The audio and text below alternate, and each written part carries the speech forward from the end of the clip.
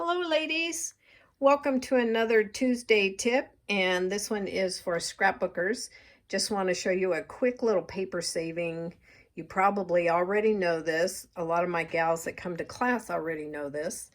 And this is the Aurora paper pack, and you're using a huge 11 by 11, well, not huge, I guess, 11 by 11, but you're taking up a lot of paper that you're not seeing underneath because you're only showing a 1/2 inch border on the outside. So if you come over here, I turn it over and I measure out the space I need, and I give myself a 1/2 inch allowance to adhere down. You can see a little bit of adhesive over here.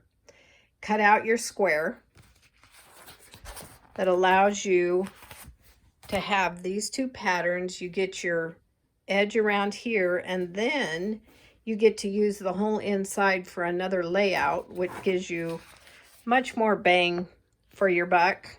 And then here's the other piece. So it's just a quick little tip when you've got favored paper you're trying to make go as far as possible.